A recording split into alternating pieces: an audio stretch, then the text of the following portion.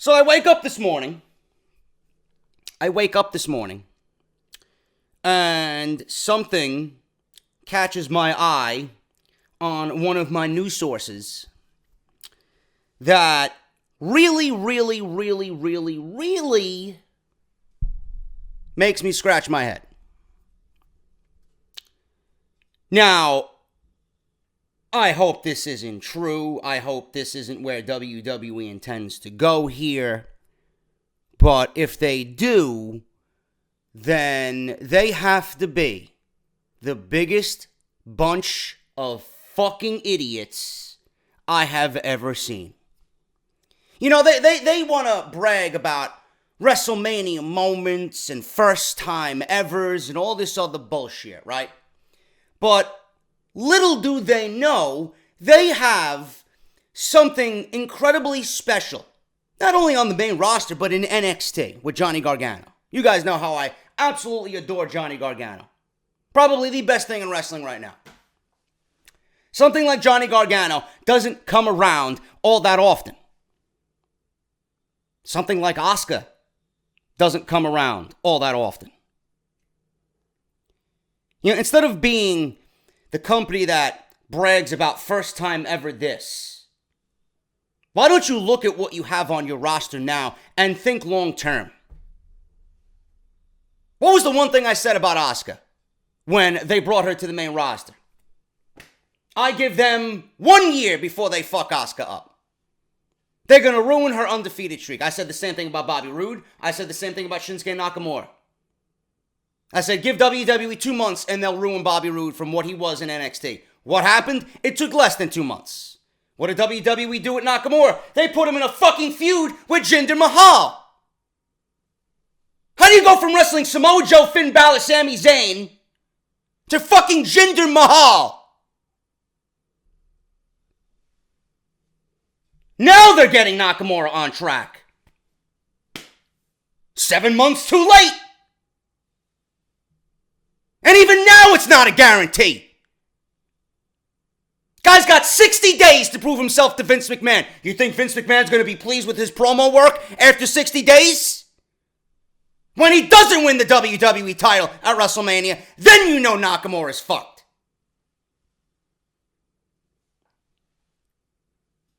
The one thing I said about Asuka, she needs to remain undefeated.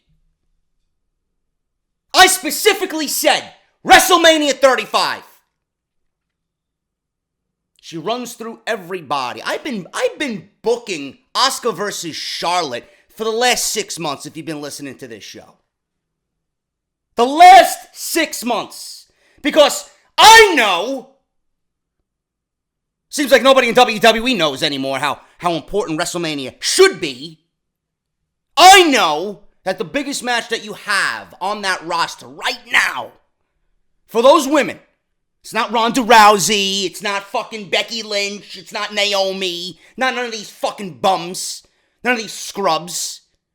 It's Asuka versus Charlotte. WWE gave themselves an easy in. Well, JD, how were they going to do that if Asuka's on Raw and Charlotte's on SmackDown? WWE is pretty much setting it up for you. Asuka can challenge any fucking champion she wants. Why wouldn't she want to challenge Charlotte? No, we're going to go with Alexa Bliss and give you the match that nobody wants, instead of giving you the match that really defines what the women's division should be. Anything but Charlotte doesn't make sense. She needs to remain undefeated. She needs to run through Alexa Bliss. She needs to run through Charlotte. She needs to run through every single woman on that roster. Everyone! How are they going to do that? Does WWE have enough resources to have Asuka undefeated all year? That's the biggest question. How long before WWE gets bored of Asuka's undefeated streak? That's the other question. And the first statement that I made ties into that second statement. There's no fucking women on Monday Night Raw. How many weeks can we go to see Asuka undefeated before it starts getting repetitive? That's why she needs to move over to SmackDown. She already beat everybody on Monday Night Raw. Nothing else makes sense but Charlotte. You know what else makes sense too? To kind of switch it up and give Asuka some fresh opponents? Why don't we have a fucking draft the Monday after WrestleMania? Bring up a Peyton Royce. Bring up a Billie Kay. Start flipping shit around. This isn't a fucking joke. Asuka needs to remain undefeated until WrestleMania 35. Why WrestleMania 35, JD? Because this is a history-making moment. You know, I'm sick of the first time ever just like everybody else. But you know what would be the greatest first time ever of all time? If you have Asuka undefeated until WrestleMania 35 with that SmackDown Women's Championship, and you actually legitimately want to have the women main event a WrestleMania, you have it set up with Asuka. You know, the last time we seen anything like that at a WrestleMania is when The Undertaker foolishly gave up his streak at WrestleMania 30. The streak should have never been broken. Ever. No, but they want to break the streak because of the WWE Network was launching, and they want to create shock and awe, and whether or not Mark Calloway wanted to end the streak, whatever reason. If he wanted to end the streak, fine. But the guy came back every fucking year since then. So it made no sense to break the streak. Now you're giving me a John Cena Undertaker match, which is rumored for WrestleMania this year, when it could have been at WrestleMania 30 with everything on the line. Now we're getting a half-assed Undertaker John Cena match at WrestleMania 34 with nothing on the line. Probably end up being career versus career. WWE has an opportunity here to main event WrestleMania with the women if they take care of Asuka the way that she should be taken care of. Who is her opponent, might you ask? Nobody on the current roster. Nobody on the current roster. I enjoyed Ember Moon versus Asuka so much. So much at Brooklyn. Takeover 3. Takeover Brooklyn number 3. SummerSlam weekend, 2017. I would not mind if we see another Ember Moon Asuka match because the storyline is already there. The storyline is already there. Ember Moon, in 2 attempts, has not beaten Asuka. The only time Ember Moon even touched that title is when Asuka had to relinquish it. And then she came out at Survivor Series TakeOver and she was handed the title from Asuka. And then they met in the Royal Rumble again and had a nice little back and forth, which was probably my favorite part of that entire Women's Royal Rumble. Imagine Ember Moon wins the Women's Championship from Asuka at WrestleMania. What a moment that would be. All these years just contemplating, could I ever beat Asuka? Will I ever get another chance at Asuka? Can I do it? I'm already 0-2. This woman has my number. Ember Moon versus Asuka at WrestleMania, if it's anything like the match that we got in Brooklyn, then I don't give a shit if it main events WrestleMania. Especially if Ember Moon's going to take what would probably be an 800-day reign from Asuka. Who doesn't want to see that? You're so big on WrestleMania moments. Can't get any bigger than that. You cannot get any bigger than that. Not only would it put over Ember Moon as a fucking megastar by beating Asuka, but that's WWE. WWE has to nurture Asuka's undefeated streak, and they have to make her a legit killer so that it feels all that much more important when that time comes. Either Ember Moon or I even recommended Kairi Sane. I'd love to see Kairi Sane and Asuka go at it. I mean, who the fuck wouldn't want to see that match either? And I understand some people's, hesitation on that. Asuka is a legit killing machine. Nobody's ready for Asuka. Kairi Sane, she's not like she was when she wrestled in Japan. She's a little bit more of a baby face here in the States with NXT. She's a little bit more of the underdog. She's small, she's petite. WWE hasn't really focused on pushing her as, this all out, I'm gonna fucking kill you, because she doesn't have that look. I mean, she comes dressed out as a fucking cosplay, you know? I understand that, but when Kairi Sane wrestles, it's a physical fucking match. So I understand people's hesitation towards that. Yet again, I don't. I woke up today to news about WWE and more rumored plans for Ronda Rousey in 2018. Now, it's only been a week since Rousey made her debut, and that's all everyone is talking about. Alexa Bliss, Charlotte, they were in the ring, standing side by side as Asuka was going to let everybody know who she was going to challenge at WrestleMania. Ronda Rousey comes out, points to the WrestleMania logo after Asuka won a 30-woman Royal Rumble for the first time ever, and ultimately steals her thunder. So after pointing a couple of times at the WrestleMania sign, Rousey came face-to-face with Raw and SmackDown's women's champions, as well as the Royal Rumble winner, Asuka, hinting at a potential match against either one of all three in New Orleans. However, recent reports have stated that former UFC bantamweight champion will battle none of these three. As I have speculated already, I believe Rousey and the best situation for her at WrestleMania is a mixed tag team match. You don't want to put Ronda Rousey, who's probably green as the fucking grass that my neighbor has in the backyard, in a singles match against Asuka, Charlotte, or anybody. It's not going to be a good look for your megastar of the women's division. You don't want her first match to be a singles match at WrestleMania. You want her to have a presence. You want to use her name recognition to sell the event, even more so. But you don't want to put her out there where she could potentially give us a bad match, a bad first impression, and ultimately embarrass herself. Rumors going around that Stephanie McMahon and Triple H will battle Ronda Rousey and a mystery partner. WWE wants The Rock.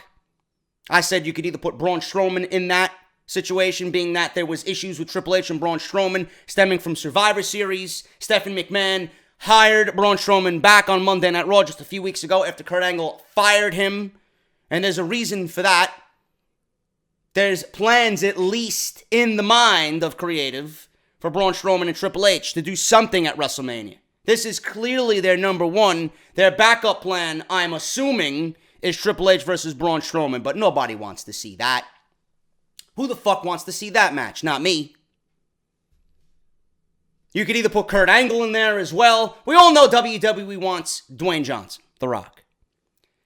Now, this match at WrestleMania 34, whatever Rousey is going to be doing, rumored right now, like I said, between Triple H and Stephanie McMahon, could be a start of something big for Rousey since she is signed to a full-time contract with the company. And reports state that the direction WWE is going with Rousey may not go down well with fans. With Rousey facing Triple H and Stephanie McMahon alongside a mystery partner at WrestleMania, Asuka is expected to use her Royal Rumble win to challenge Charlotte, as she should, for the SmackDown Women's title, while Alexa is involved in a Raw Women's title match against Nia Jax. That's not what I want at WrestleMania. You guys know what I wanted. I stated this already, all weekend. Nia Jax and Alexa Bliss is not a WrestleMania-worthy match, nor does anybody give a shit about either one of those women right now. Sasha Banks should be in the Raw Women's Championship match at WrestleMania. Why? Because she's the best female performer that this company has right now outside of Asuka. And she's been the best that this company has on Raw and SmackDown since WrestleMania. And what needs to be done is something that WWE should have did last year. Bayley versus Sasha. Either way, Sasha should be in the championship match at WrestleMania. According to sources, you ready for this? You ready for this? According to sources, the plan for Asuka is for her to collide at some point in the second half of 2018 with Ronda Rousey while still being undefeated.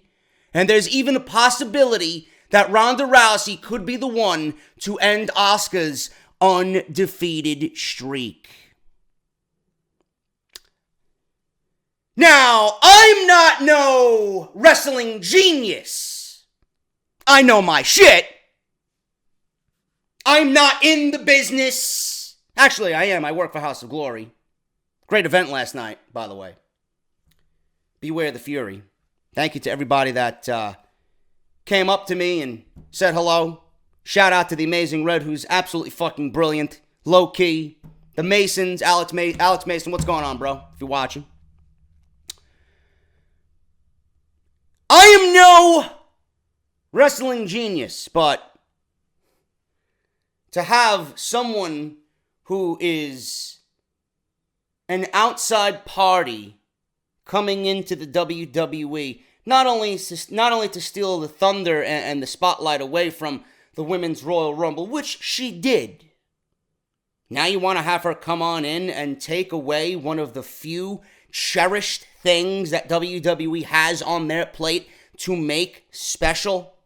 You want to give Ronda Rousey Asuka's undefeated streak instead of giving it to someone who legitimately could use it to build someone's superstardom? I don't understand that.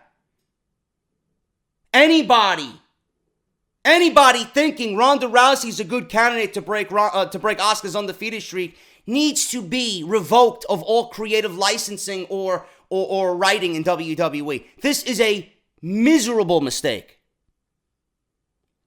Ronda Rousey does not need something like this. Why would you even contemplate giving her something like that? She's already a made superstar. So you want to take another opportunity from someone on your roster for something this big? I don't understand that logic. I really don't. Now, this is only a rumor. But I swear to God, if WWE fucks this up in any way, if Asuka is defeated at all this year, I'm going off. This woman should not be defeated all year. WrestleMania 35 will be here before you blink. You have WrestleMania 34 coming. That's step one. Give her the title. That's step two. You've done an admirable job at maintaining whatever essence Asuka is on the main roster. Now you're going to have to collectively get your heads together and book a long title reign because nobody's taking that title from her. Not until WrestleMania. And if WWE was in the business of wrestling, if they were in the business of storytelling, put the entertainment bullshit on the back burner.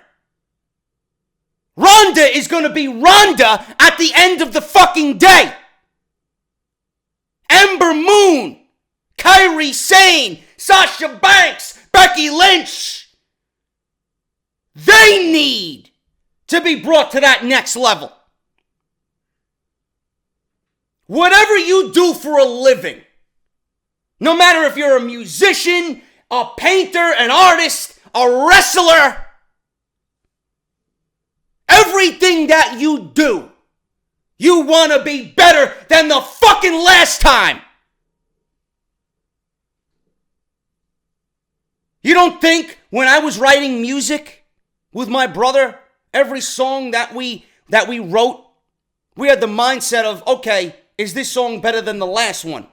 If not, dump it. If so, great. We only want to get better. It seems like WWE wants to get worse every fucking year. If their mindset isn't on building everybody up, if I'm WWE and I'm in charge, how don't you want to build your division up to have everybody at least on the same fucking level as an Asuka? I don't understand that. It's like WWE is afraid to give its own some type of accolade or some type of spotlight. You have AJ Styles on SmackDown Live. Everybody that's below AJ Styles should be at least at his level or about to be at his level. Same thing here with the women's division. You have Asuka and then Sasha, and then everybody else is like steps down from those two. I don't even care about Alexa Bliss anymore. She ain't all that. And that's WWE's fault. They haven't featured her since October. She's done nothing with that women's championship. I don't even blame her. She was decent. As soon as they gave her that title for the second time, wasted her away. WWE's mindset is all fucked up. If this is their plan for Asuka, this is a fucking terrible mistake. If you aren't thinking long-term with Asuka, you are making a terrible mistake. If you aren't thinking Kairi Sane or Ember Moon or anybody that is in NXT right now that you have any fucking hope for to be a superstar in that women's division in the next year and a half, you are making a terrible mistake. I don't want to hear this again. I don't want to read this again. WWE has something special here. You don't keep Asuka undefeated for 2.5 years to give that accolade to Ronda Rousey, who doesn't need anything. Ronda Rousey can lose every now and then and still be Ronda Rousey. Just like Brock Lesnar lost to Goldberg twice. And he got eliminated by Goldberg in the Royal Rumble. Did that hurt Brock Lesnar's standing? Of course it didn't. Asuka needs to remain undefeated. If WWE lets this go, in my eyes, they don't care about professional wrestling. They don't care about moments. They don't care about their own. Set the introduction, start this fucking show, Off the Script Part 3. I needed to talk about this because this was absolutely ridiculous scrolling along my newsfeed. It's the one thing I did not want to hear. So that's out there. Let me know what you guys think about that. Let's hit the introduction. Let's talk about the rest of the news today on this Super Bowl Sunday. This is Off the Script 207, part number 3 for your Sunday, February 4th, 2018.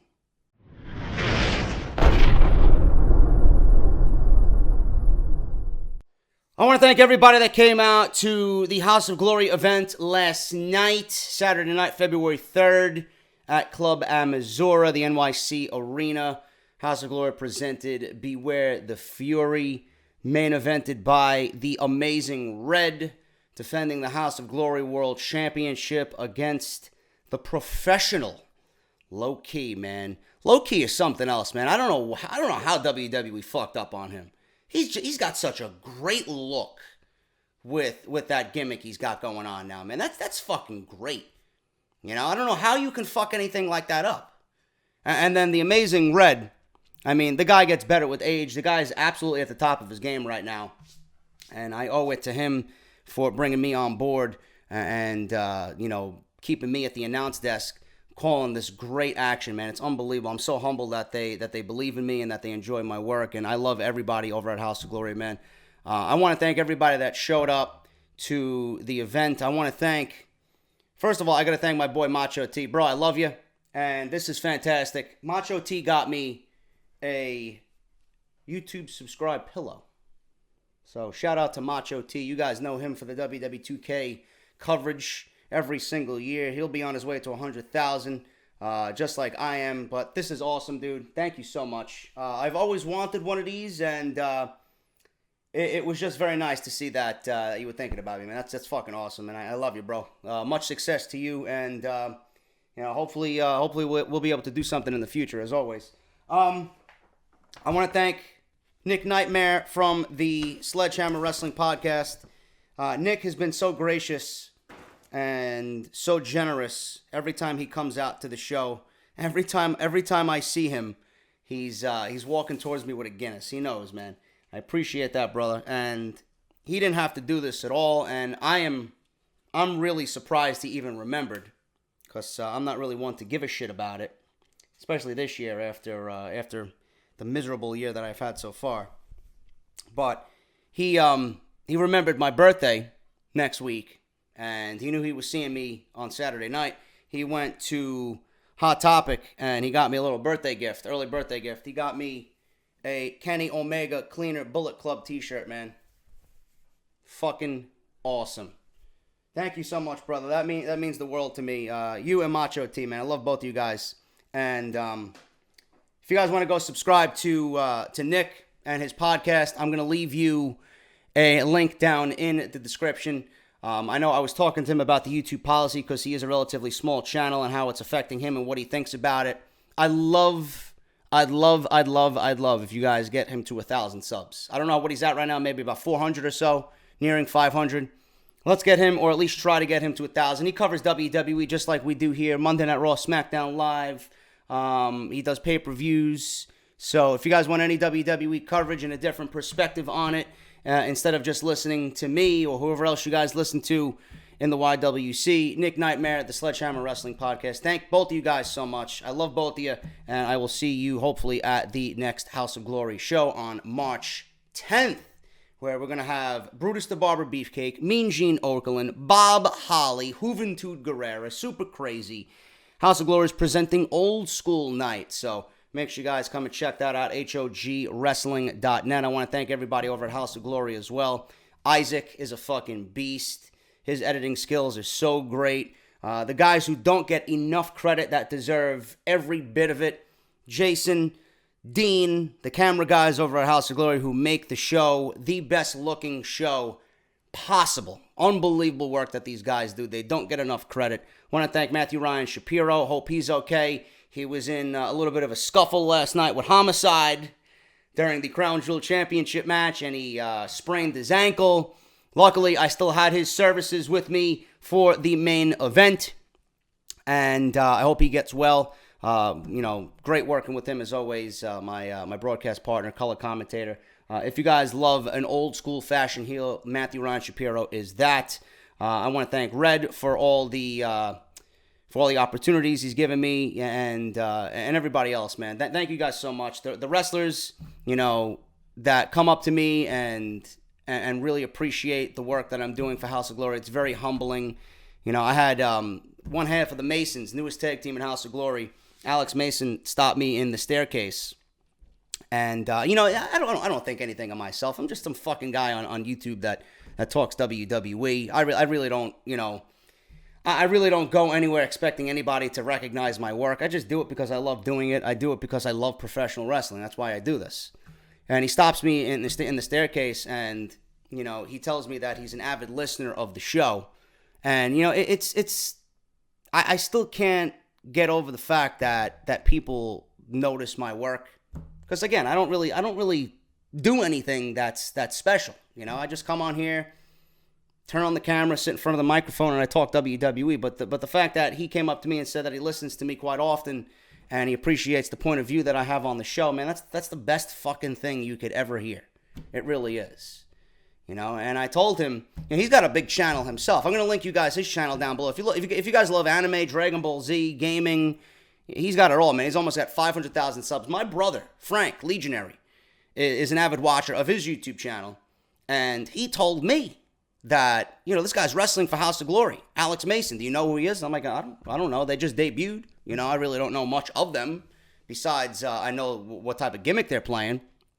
But it was great that he stopped me in the hallway and, he appreciates the podcast. So, brother, thank you so much, man. Can't wait to see you at the next event, March 10th.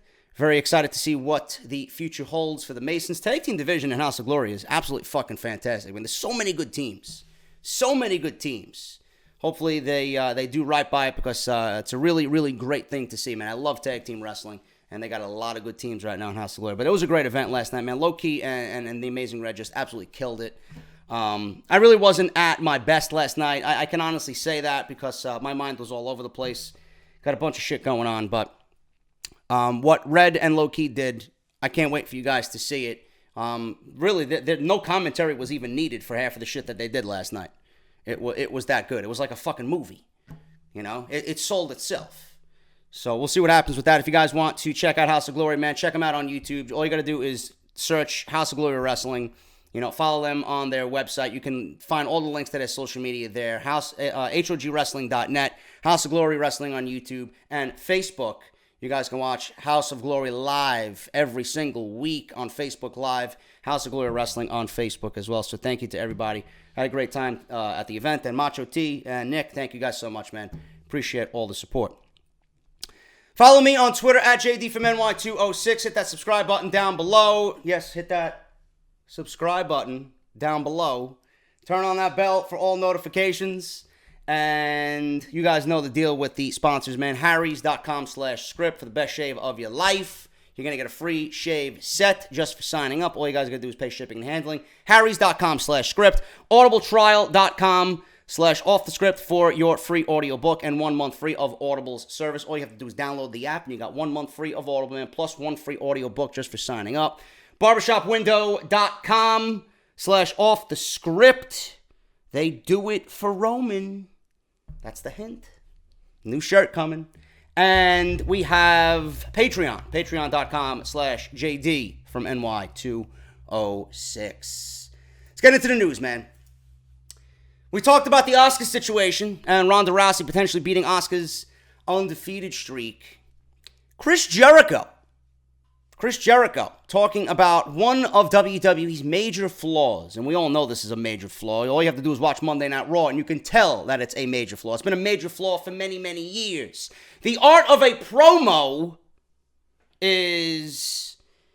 It's exactly that. It's an art. Not anyone can just pick up a microphone and talk and cut a promo. You know? Lots of WWE superstars, they sound robotic, they sound forced, they don't sound genuine. A lot of these guys are being scripted by writers who have no idea what their characters are. Chris Jericho has an interesting way to improve WWE promos. Jericho was recently a guest on the Steve Austin podcast. During the podcast, Jericho brought up promos in the WWE and how they could be improved. The conversation was brought up when they talked about how Mean Gene Okerlund would lead new wrestlers through backstage promos. This is what he had to say on Austin's podcast. I quote, "My idea when I started the highlight reel was I wanted to be the Gene Okerlund of WWE. Have guys come out there that didn't get promo time and let me do an improv promo. Let's see what they got. I still think that they should do that this day at every show. In between main event and Raw, there's a 10-minute period. Send somebody out there and you've got 3 minutes. Don't tell anybody who it is during the day. You just be like, for example, Xavier Woods. Go out there. You got 3 minutes. If they ask, what am I supposed to talk about? I don't know. See what they got. And Woods would kill it, but give somebody else, a Heath Slater, a Kurt Hawkins, whoever. You would see then who can do a promo and who can connect with the audience. You would get it right like that. Whatever Jericho is talking about makes sense. Whatever anybody is offering as far as advice goes for WWE promos, I think they need to start listening to, because that is the one thing, not only with the wrestlers, but the people who conduct these fucking interviews. You know? I absolutely fucking cringe every time I hear Christy St. Android on NXT. You know, she is god-awful at what she does. I can do a better job. Give me a list of questions to ask somebody, and I got a better personality than everybody in that fucking company. You know? Dasha Fuentes on fucking SmackDown Live. Hello, Charlotte. How do you feel about winning the Women's Championship? You know? And my guest at this time, Becky Lynch. What, are we at a fucking funeral? Where's your personality? You know, if someone's asking Dasha Fuentes out on a date, is she going to be, how are you this evening? What would you like to order? I think the Wells Banana Bread beer is very delicious. I've had that once before. And I love Wells Banana Bread beer, by the way. If you guys don't know, I'm a beer expert, beer connoisseur, beer snob. I'm just using that as an example. Now I want a banana bread beer. You know? Or the chicken marsala sounds very interesting. Do you talk to a fucking date like that? You know? Can you imagine them in bed? I'm not gonna imitate no sounds. Just use your imagination. But Jesus fucking Christ! The only one with any personality there is Ambrose's wife. You know, Renee Young, she's the only one. I don't get it. I truly don't understand what WWE does or tells these people. You have to do better than that. It's ridiculous. Everybody that is a good promo from back in the day, they were never given scripts. Like everybody always talks about, you were never going to give a Steve Austin a script. You were never going to give a Dwayne Johnson a script. You fucking kidding me? Why don't you do that with the guys now? You know, some guys, they got what it takes. Ziggler's a good promo, but he still sounds a little bit too scripted. Ziggler's a good promo. John Cena is a great promo. Not when he's talking about fucking Fruity Pebbles and, you know, he's smiling and cracking jokes. When John Cena is on his game, a.k.a. the first promo against Roman Reigns, that's what I want to see. That's what I want to see. The Miz and John Cena, you know? None of that was fucking scripted. They were probably given bullet points. Talk about this, and just do what you do, you know? But they send these guys out there and they sound all robotic. They sound terrible. Jason Jordan sounds fucking god-awful. Seth Rollins, Dean Ambrose, Roman Reigns, they all sound terrible. AJ Styles even sounds terrible. Why are you going to script someone like an AJ Styles? Why don't you have him go out there and just be AJ Styles? You know? Cammy. What kind of shit is that? God awful. God awful. That needs to change. I doubt it will, but hopefully WWE, one of these years, will get it right. Chris Jericho has an interesting way to improve WWE promos. Whatever the case may be, it's better than what they're doing now on Monday Night Raw.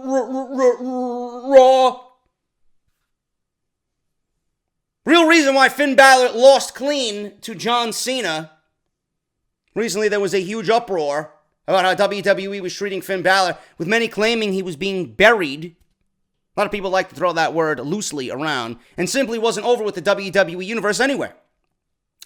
Balor has always been someone who interacts with fans on social media about any rumors circulating regarding him, and it was no different when he continued to drop numerous not-so-subtle messages about him not being over. They all look to have changed recently, or WWE's stance on Balor looked to have changed recently, when WWE made the decision to pair Balor with the Balor Club to form the new faction with Carl Anderson and Luke Gallows. That looked to be cemented based on his Royal Rumble performance, too, as he was the second entrant on Sunday night and enjoyed a huge night with 57 minutes being the longest entrant in the Royal Rumble match. You'd assume that WWE would continue his momentum after showing along with the fact that we're on the road, officially on the road to WrestleMania. They had a glorious opportunity to do that so he could have qualified for the Elimination Chamber. The only issue for him was that he was up against John Cena, and he's not someone who was going to miss out on appearing in a match that is that large, especially when he's on a limited WWE schedule. Understandably, WWE fans were annoyed and frustrated at what happened on Monday Night Raw, but this week, as Cena picked up a clean win over Finn Balor to ultimately halt his momentum and leaving fans wondering what's next for Finn Balor going into WrestleMania. Considering Roman Reigns is widely expected to reign supreme in the Elimination Chamber anyway, it probably helped Balor to avoid a big loss, but sources have revealed that the real reason why the decision was made was because WWE is set to move Balor into a feud against The Miz and The Miztourage for the Intercontinental Championship. What have I been saying since August? I don't know. I'm just a fucking idiot who doesn't know what he's talking about. At the moment, it's unclear just which type of matches are going to be in store for the two teams, along with Balor and The Miz. The sources explained that the match could happen as early as the Elimination Chamber pay-per-view, but the other possibility is to have the club face the Miztourage in a six-man tag team match, as opposed to being a one-on-one Intercontinental Championship match. Now, I am no wrestling creative genius here, okay? But the one-on-one match between The Miz and Finn Balor should be the conclusion of everything. You have the Balor Club versus the Miztourage. You have six-man tags. You could put a handicap match in there with, I don't want to see that. We've seen it already, Whatever the case may be, you don't have to have these guys wrestling every single week. You can have promos. You can have Balor on Miz TV. You can have the club on Miz TV. And what WWE needs to do here is have The Miz do what The Miz does best. Take real life feeling here. Take the success of Gallows and Anderson. Take the failures of them in WWE and have The Miz really just grind into them. Same thing with Balor. This feud should not only be about the Intercontinental Championship, this feud should have real life ties. Because The Miz is someone who can bring out the realism in these three guys, or the real life situation of these three guys, and make it important. I would not mind if The Miz does that with these three guys, and that is the focus of this feud, with the Intercontinental title being a second best here. Because if it's that important, if the feud is that important, if the feud is that hot and heavy and that personal, it's only going to make the Intercontinental title all that much more important. So, I don't want WWE to go into this with the idea of, well, we don't have anything for Finn Balor, we don't have anything with The Miz, let's just pair them up because we have nothing for either guy. I don't want it to result in that. I want it to have meaning. There's a reason why Balor's not the Elimination Chamber, then make it a fucking meaning to have something come out of this feud for the Intercontinental Championship. Just don't put these guys together in a match at such and such event because it's the only thing you guys have left. Or you can't think of anything else. This is the way that they need to go. Now, if this is the case, then it probably makes sense to have the six-man tag match at the final Raw pay-per-view of the year at the Elimination Chamber. The final Raw pay-per-view of the year at the Elimination Chamber. The first Raw pay-per-view. My notes are all fucked up. I'm sorry. I didn't get enough sleep last night. Before culminating in a match for a championship at WrestleMania 34 in New Orleans, which would be Balor's first WrestleMania in WWE. So it all makes sense. Well, it's not quite the Universal Championship picture. It's still something as positive for Balor going after championship gold, while The Miz is still an excellent star to feud with based on his previous track record and mic skill. Let's do it. Let's do it. As long as it's not The Miz versus Strowman, I'm all good. Miz versus Balor sounds a lot more attractive than The Miz versus Strowman for the Intercontinental Championship. Speaking of WrestleMania, WWE fans were sent a survey from WWE's website. WWE was asking fans for winners of WrestleMania matches. Now, how the fuck are they going to send a survey out for WrestleMania matches when WrestleMania's match card isn't even fully fleshed out yet? You know? WWE sent out a survey this week asking fans why they weren't planning on flying out to New Orleans for WrestleMania weekend.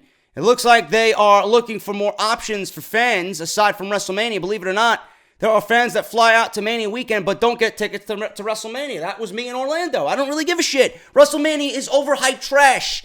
In most cases, it's the worst pay-per-view of the year.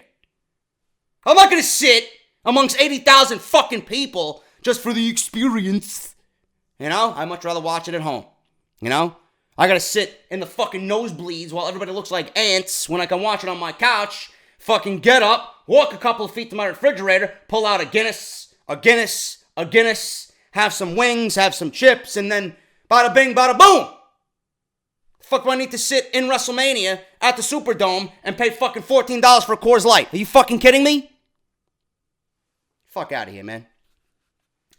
The survey titled Hall of Fame Survey outright asks fans if they want to see Shinsuke Nakamura and Asuka leave as champions. I don't want to see them leave as champions. They should leave as champions. Why? Because it's the right decision creatively. Here's the question about the WWE Championship match that they asked. Shinsuke Nakamura was the winner of the 2018 Men's Royal Rumble match. Do you want to see him win the championship at WrestleMania 34? The options were simply yes or no. Yes. Right? You haven't won the Royal Rumble. What other answer is there? What other decision is there? What other creative direction is there for Shinsuke Nakamura? It's not like we're not going to get a Nakamura AJ Styles 2 or 3 or 4, you know? Another question asked, Asuka was the winner of the 2018 Women's Royal Rumble. Do you want to see her win the championship at WrestleMania 34? Yeah. This is the first time WWE has sent out a survey with these types of questions. I don't know what their reasoning is, but it seems like a complete waste of time. If they need to ask fans on who they think they should win the matches, then clearly they don't know how to do their fucking job.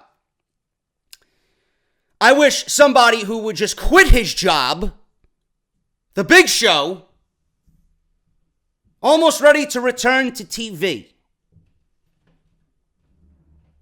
I don't know what you want me to say about that. Am I supposed to be excited? Am I supposed to be excited? Well, it's the big gay. If you thought the Big Show was in great shape a few months ago, he's in even better shape now, apparently. Then you should check his social media pages. He's training like a madman as he gets ready to return to WWE television, and he looks better than ever. That doesn't mean I want to see him back on television.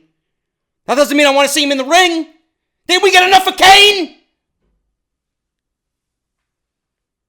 My God, Kane is off TV. Now they're bringing back Big Show. Can we ever live in an era on Monday Night Raw without both of them at the same fucking time? What is Big Show going to add to WWE television? Well, JD, he's a legend. Fuck being a legend. He adds nothing to the show. Nothing.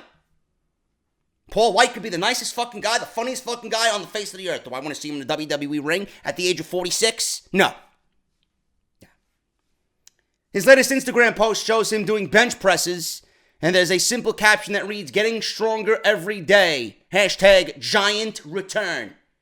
Sounds like he's close to returning to Monday Night Raw just in time for WrestleMania. Wow, I'm so excited! Show was written off WWE television back in September when Braun Strowman press-slammed him through the side of a steel cage. WWE later announced that he would need to get surgery. In reality, he was dealing with a hip issue, and it had nothing to do with Braun Strowman. It will be interesting to see what the future holds for Big Show now that he's been getting roles in Hollywood and his WWE contract is set to expire this month. Good. Good. It's the best thing I've read all day. Perhaps he had a change of heart and would like to stay a little bit longer. Fuck.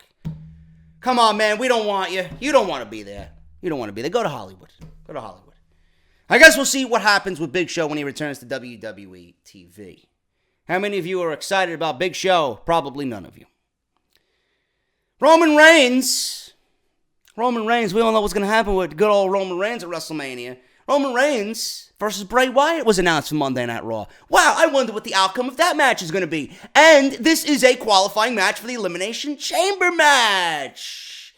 Nice to see Bray Wyatt being used as a punching bag once again on Monday Night Raw. So Roman Reigns is ultimately going to join Braun Strowman, Elias, and John Cena in the Elimination Chamber. Like, we didn't fucking know that.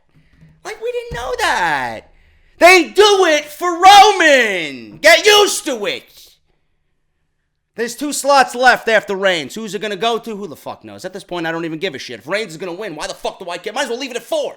You might as well leave it at 4. Might as well not even have a fucking match. Just give Roman the golden ticket to WrestleMania. Like I'm supposed to be intrigued by this. I wonder who's going to win. Ridiculous. Do I have any other news? I feel like I should have more news here. I read through all these notes already. Do we have anything else? Yeah, there's nothing else. I got one more piece of news, and then that's it. Then you guys can go watch the fucking Super Bowl. WWE's Mixed Match Challenge could be in trouble. Uh-oh. WWE really got people excited for the first ever venture onto Facebook Watch. But as the weeks have proved, the audience might not be there for the Mixed Match Challenge like once thought. In fact, a portion of the live viewing audience has dipped considerably, and a trend can be easily seen as the numbers keep falling from week to week. The first week gathered 125,600. Second week dropped to 91,900. Third week fell even more to 62,400 tuning into Facebook Watch.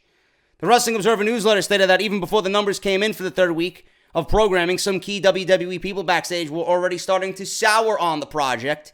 It was a really cool concept, but there could be some problems with its execution. Whatever the issue is, people just don't seem to be coming back for more. If WWE, keeps at this, this might be the only thing that we see of the Mixed Match Challenge. If the numbers keep falling like the Mixed Match Challenge seemed to be, then WWE might end this online streaming programming for quite a while. Then again, those numbers reflect a portion of the viewing audience who are willing to tune in and watch a mixed match taping or whatever the fuck they got going on, which has nothing to do with any current WWE storylines. Maybe if WWE started to make mixed match challenge something you'd need to watch in order to get more from the story, it might have a different result. But whatever WWE tries, they might need to do something, or mixed match challenge could be headed into obscurity, which is never a good place to be in the eyes of Vince McMahon. So I really don't give a shit. There's no reason for me to watch it. There is no reason for me to watch it. I love tournaments. You guys know how I love tournaments. And they're bringing back the Dusty Tag Team Classic to NXT, I just heard. So good on that. But where the Dusty Tag Team Classic has a fucking meaning, this has no meaning. This is just pairing the women and the men, and you're fighting for nothing. You're fighting for charity. You know? It has nothing to do with current WWE storylines. It's nice to see Nakamura and a Balor mix it up, and, you know, it's nice to see Raw versus SmackDown guys mix it up. You know? The pairings of Alexa Bliss and Braun Strowman is interesting. But other than that, there's nothing. There's nothing about this that is going to gravitate, you know, or get the people to watch.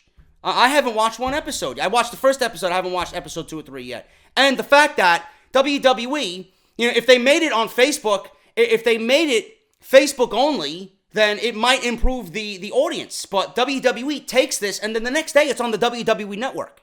So why am I going to go out of my way and watch Facebook Watch after SmackDown Live? I don't give a fuck, right? I could just watch it on the WWE Network if I wanted to. If I just want 20 minutes of fucking nothing to take my attention away for 20 minutes, there you go. WWE puts this shit on the network. So it means nothing to anybody. It's just 20 minutes of time filled. It has no purpose. It's a cool concept. You know, let them go through the next 7 weeks or whatever, however many weeks they got left. But other than that, I don't give a shit if it comes back or not. It does nothing for this viewer. If it doesn't play into WWE storyline, then who gives a shit? End it. It's a nice concept every now and then, but not something that people want to see on the regular. Who cares? That is your episode of Off the Script here for February 4th. We did the best we could. There's not much news. It's a very slow news week. I doubt anybody's going to be watching YouTube with the fucking Super Bowl on tonight anyway. So it is what it is.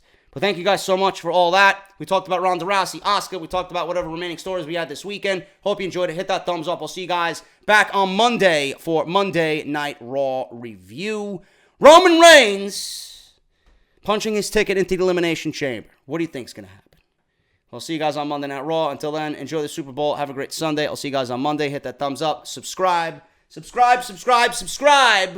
I'll see you guys on Monday for Raw. Talk to you later.